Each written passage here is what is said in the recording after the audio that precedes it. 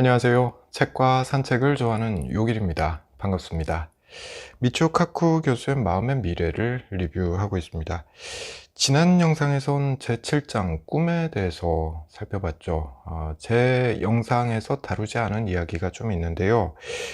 책에는 남의 꿈 속에 들어가서 그 꿈을 조작할 수도 있게 될 것이다. 앞으로 미래에 기술이 발전하면 그런 이야기도 하고 있습니다. 마치 인셉션, 영화 인셉션에서 벌어질 법한 그런 일들이 실제 생활에서 이루어질 수 있다라는 말을 하는 거죠. 자, 그렇다면 이어서 생기는 질문이 남의 꿈 속에 들어가서 그 꿈을 조작할 수 있게 된다면 남의 마음을 조작하는 것도 가능하겠네? 라는 질문이 생기는 거죠. 바로 그 내용을 8장에서 다루고 있습니다. 오늘은 8장에서 시작해서 11장까지 빨리빨리 한번 다뤄보도록 할게요.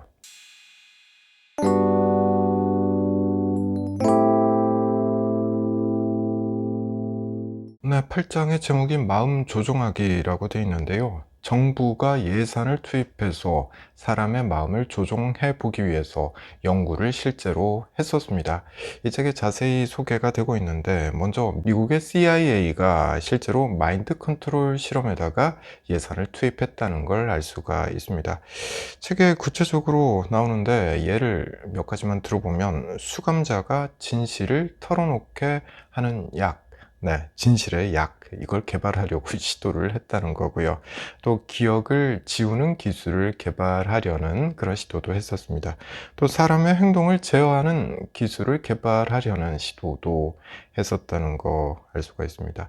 그럼 미국만 했느냐? 아니더라고요. 소련도 했었습니다. 두뇌 쇠척, 세뇌라는 말로 우린 더 많이 알고 있죠. 영화에서 많이 본 소재인데 이걸 소련이 실제로 시도를 했었다는 것도 알 수가 있었습니다.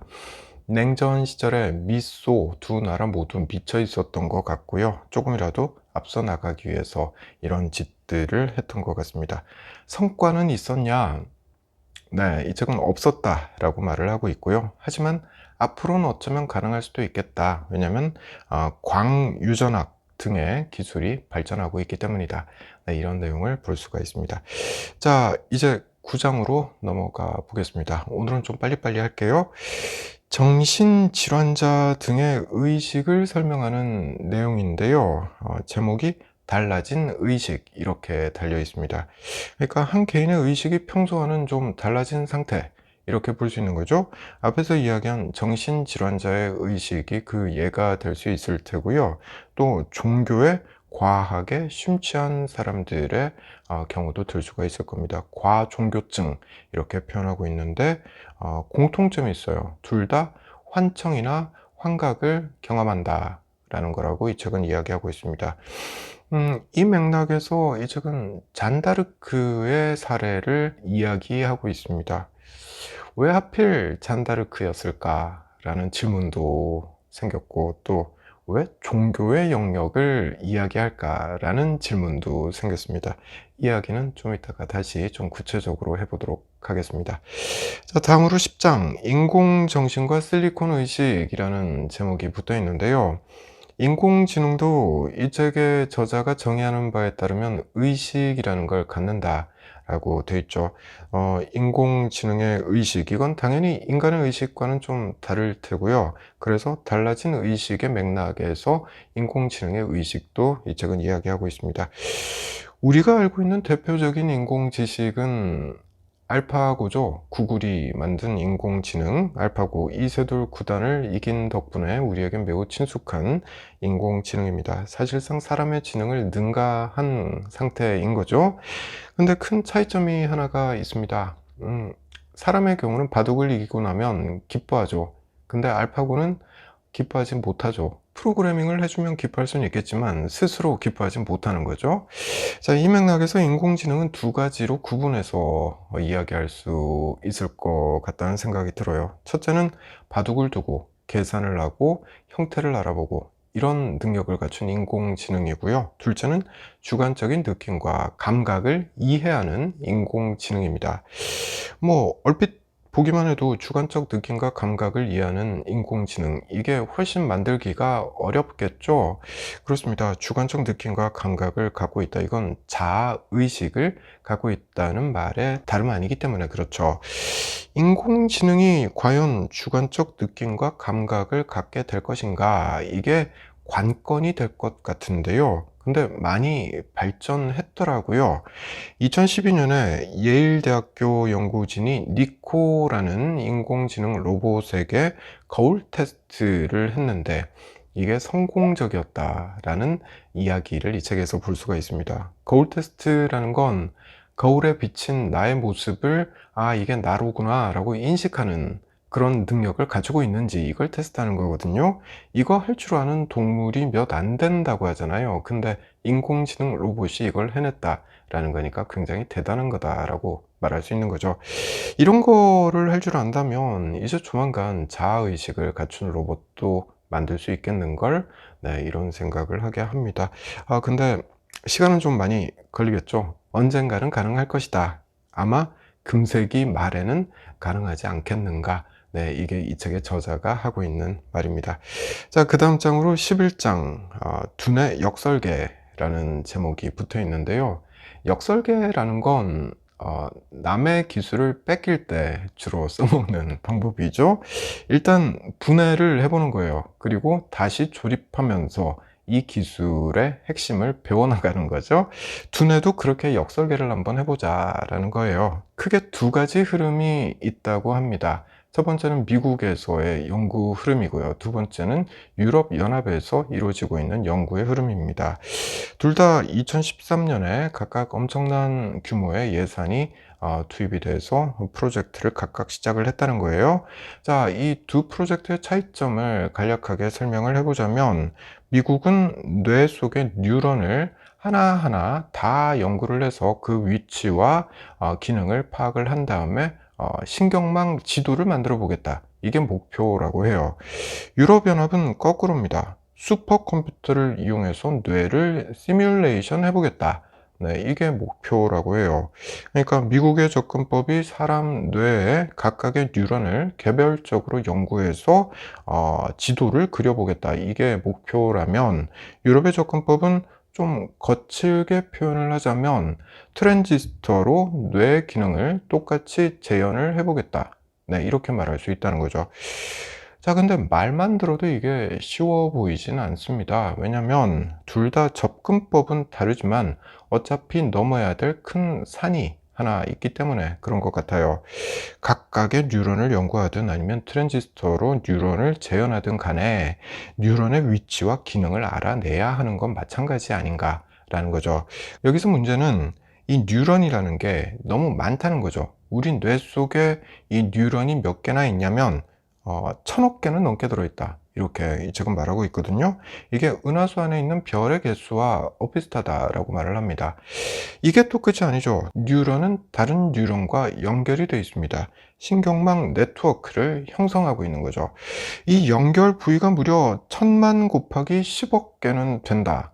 이렇게 말하고 있거든요. 그야말로 천문학적인 숫자라고 말할 수 있습니다. 그러니까 이 연구가 끝이 나려면 수백 년은 좋게 걸릴 것이다. 네, 이렇게 말할 수 있는 거죠. 이거 보면 중세시대 성당 건축가들이 떠오른다라고 저자는 말을 해요.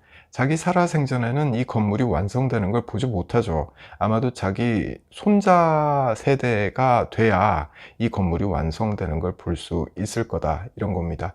뉴런 연구가 딱 그 모양이다 라는 거 알 수가 있는 거죠.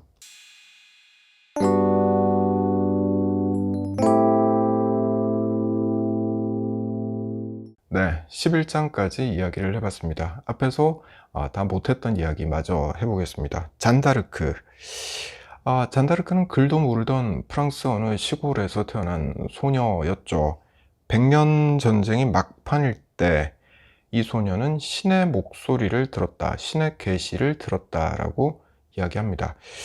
그래서 왕세자는 이 소녀에게 군대를 내주죠. 이 군대를 이끌고 이 소녀가 영국군을 상대로 연전 연승을 거두게 됩니다. 하지만 우여곡절 끝에 재판에 회부되게 되죠. 공개 재판을 받게 되고 종교적 이단이라는 판결을 받고 화형에 처해집니다.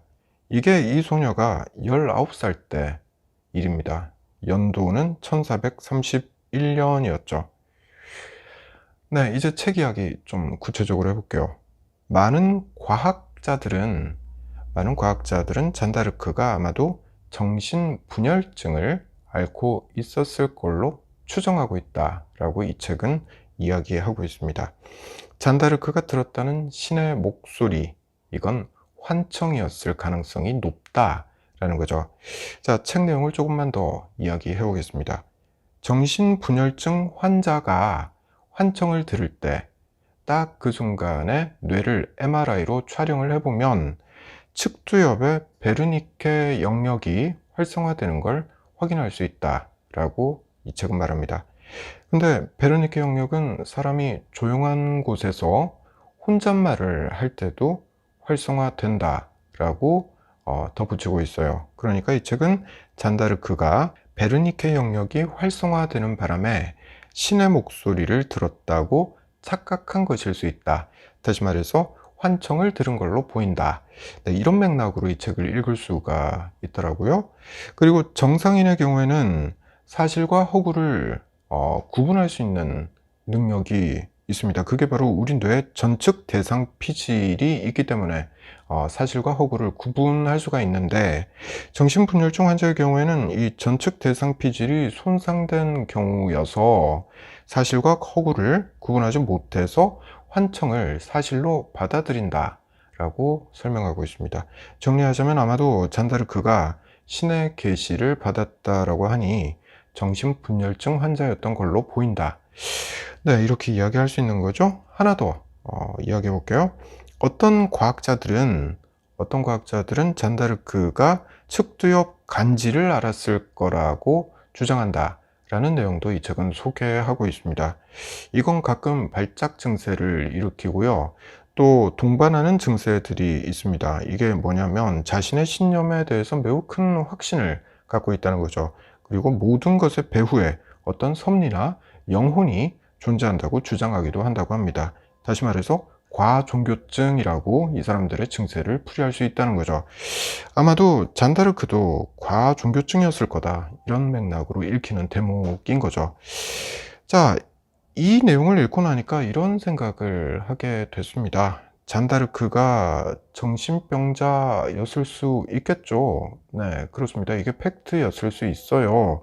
근데 이런 해석은 좀 과하다라는 생각도 자꾸 하게 된다라는 거죠. 왜냐하면 과학의 앵글로는 해석이 안 되는 일들이 이 세상에는 있기 때문에 그렇습니다. 신화와 종교가 대표적인 사례죠. 신화와 종교. 우리나라 신화들, 건국 신화들 보면 이게 과학의 이름으로 해석이 되는 게 몇 개나 있습니까? 알에서 사람이 태어났다라는 거잖아요. 해석이 불가능하죠, 과학의 이름으로는. 종교도 마찬가지입니다. 예를 들어서 기독교. 성경에 나오는 중요한 사건들이 여러 개가 있죠. 이걸 과학의 이름으로 해석할 수 있는 게 몇 개나 되느냐라는 생각이 드는 거죠. 이건 그냥 믿음의 영역인 거죠. 잔다르크도 종교의 영역에 있었던 인물입니다. 믿음의 대상이었던 거죠. 그런데 잔다르크가 정신병자였다면 이 나이 어린 열 몇 살짜리 소녀가 지켜든 깃발 아래 몰려들었던 그 수많은 사람들은 뭐가 됩니까? 바보라는 말인가요? 아닐 거잖아요. 당시 사람들은 당시 시대적 배경 하에서 합리적인 판단을 했다고 봐야 되는 거죠. 당시 시대적 배경에 부합하는 종교적인 믿음을 가지고 있었기 때문에 이 어린 소녀가 하는 말을 믿었고, 그래서 이 소녀가 지켜든 깃발 아래 몰려들 수 있었던 게 아닐까, 이렇게 생각을 하는 게 합리적이지 않나 라고 보는 거죠. 자, 이 맥락에서 좀 더 이야기를 해보겠습니다. 이 세상에는 우리가 그냥 질문하지 않고 받아들이는 것들이 있습니다. 대표적인 사례, 인간은 어디서 왔느냐? 라는 이 질문, 이게 대표적인 사례가 되겠죠. 이 질문을 과학자들에게 물으면 대부분의 경우 이렇게 대답을 합니다. 우주의 탄생, 별의 라이프 사이클, 그리고 진화론을 알면 인간이 어디서 왔는지를 이해할 수 있다라는 거죠. 그러면 다시 되물을 수 있죠. 당신이 말하는 그 우주라는 것은 누가 만들었냐? 빅뱅 이전의 우주는 어떻게 태어난 것이냐? 이 질문은 어떤 과학자도 답을 내놓지 못하는 것 같아요. 왜냐하면 확인이 불가능한 사안이기 때문에 그런 거죠. 다시 말해서 우리에겐 질문하지 않고 그냥 받아들이는 것들이 있다는 거죠. 이건 종교의 영역이고 인문학적 해석의 영역이어서 그렇습니다. 근데 이 책은 뼛속까지 물리학자인 사람이 썼기 때문에 그 맥락을 쭉 따라가다 보면 과학의 앵글로 모든 현상을 다 해석해 보려는 시도를 하고 있는 것 같습니다. 물론 그 시도를 매우 존경해요. 왜냐하면 그런 시도들 덕분에 과학이 발전할 수가 있었고 우린 지금 그 과학의 혜택을 보고 있기 때문에 그런 거죠. 하지만 여전히 과학이 해석하지 못하는 영역들이 남아 있는 거죠. 대표적인 게 바로 종교입니다. 뇌를 조각조각 내서 그 안에 들어있는 뉴런의 각각의 위치와 기능을 다 파악을 한다고 해도 뇌과학이 종교의 영역을 다 규명하고 해석하긴 힘들지 않을까라고 생각을 하게 됩니다.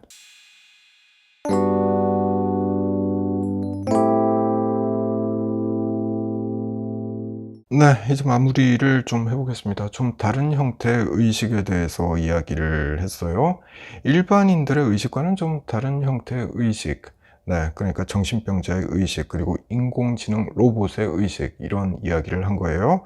이어서 두뇌를 역설계를 해보면 뉴런이라는 최소 단위에서부터 뇌를 재구성하게 될 것이고, 과학이 이 정도 수준까지 발전하게 된다면 우리가 좀 다르다라고 표현하는 그 의식들, 다시 말해서 정신병자의 의식을 일반인의 의식 수준으로 치유할 수가 있게 될 것이고, 또 인공지능 로봇의 의식 수준도 인간의 수준으로 높일 수 있게 될 것이다. 네, 이렇게 이야기할 수가 있겠죠. 심지어는 인간의 뇌를 뉴런 단위로 재구성할 수가 있게 된다면 인간의 의식을 이젠 컴퓨터로 업로드할 수가 있게 될 것이고, 그러면 인간의 정신은 육체를 벗어날 수도 있게 될 것이다. 다시 말해서 불멸의 존재가 될 수도 있다. 네, 이런 내용도 이 책은 다루고 있습니다. 그게 바로 이 책의 다음 장에서 다룰 내용입니다. 무척 흥미로운데요. 저는 다음 영상에서 아마 이 책을 리뷰하는 마지막 영상이 될 것 같은데요. 그 영상을 저는 잘 준비해서 다음에 다시 찾아오겠습니다.